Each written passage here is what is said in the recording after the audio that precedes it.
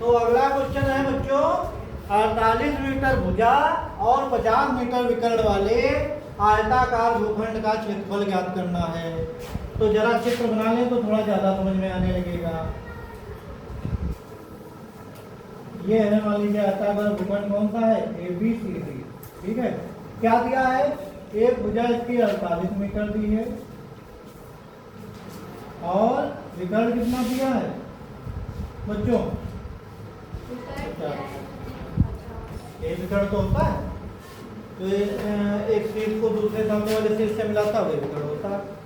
ये चीज पता है, हमें क्या करना है, ये पूरा एरिया फाइंड आउट करना है। ठीक है, क्षेत्रफल और परिमाप वाला तो नहीं भूले। परिमाप क्या होता था, चारों तरफ से जो नाप निकाली जाती थी वो परिमाप होती थी, और जो उसके बीच का एरिया पूरा होता है वो क्षेत्रफल होता है। तो हमें इसमें यहाँ पर क्षेत्रफल ज्ञात करना है। तो अगर आप देखो ये एक आयत है, आयत में अगर बीच से विकर्ण खींच दिया जाए तो क्या बन जाता है, दो समकोण त्रिभुज अलग अलग बन जाता है। ठीक है, बन जाते कि नहीं। तो मान लीजिए ये है एक त्रिभुज बन गया है, तो त्रिभुज समकोण त्रिभुज ABC में देख लेते हैं क्या है, समकोण त्रिभुज ABC में AB पता है, AC पता है, BC ज्ञात कर सकते हैं कि नहीं। वही पुराना फॉर्मूला, समकोण त्रिभुज ABC में AC बराबर पाइथागोरस का प्रमेय वही जो था, अंडर रूट क्या हो जाएगा, AB square plus BC square. AB कितना है, 48 है, 48 का स्क्वायर और प्लस BC हमें पता नहीं। थोड़ा सा यहाँ पर एक चीज करते हैं, देखो अंडर रूट वाला फार्मूला ना लगा करके हम लोग क्या करते हैं, बगैर अंडर रूट वाला रखते हैं, क्योंकि एक चीज जो हमें पता नहीं है वो जो है क्या है, वो इधर ही AC स्क्वायर बराबर AB square plus BC square होता है ना, तो BC स्क्वायर बराबर क्या हो जाएगा, ये इसको इधर भेज दें तो AC square minus AB square हो जाएगा कि नहीं।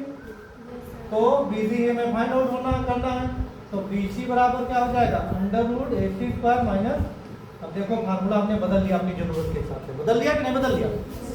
अब AC की जगह AC का मान रखते हैं 50 का स्क्वायर और माइनस 48 का स्क्वायर। और गणित में इतने फार्मूले होते हैं कि अगर हम सही से प्रयोग करना जानते हो तो हर सिचुएशन को बड़ी आसानी से जो है हैंडल कर सकते हैं।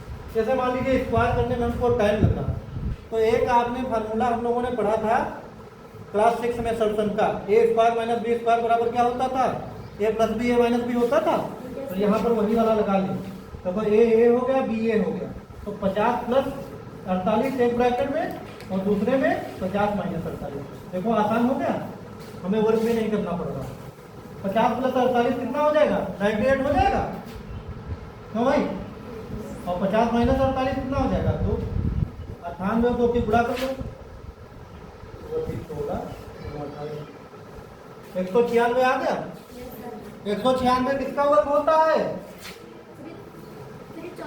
14 का, वेरी गुड, 14 का वर्ग होता है।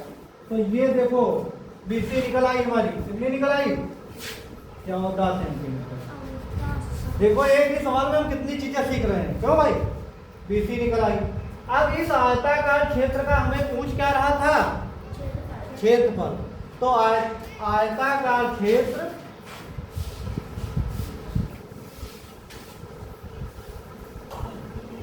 ABCD का क्षेत्रफल,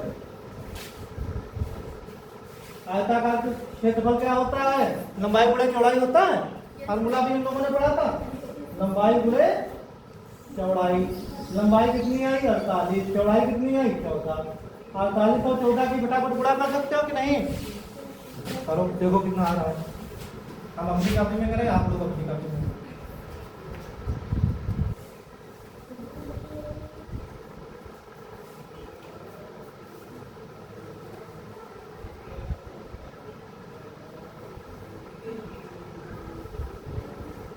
तो 82 आएगा,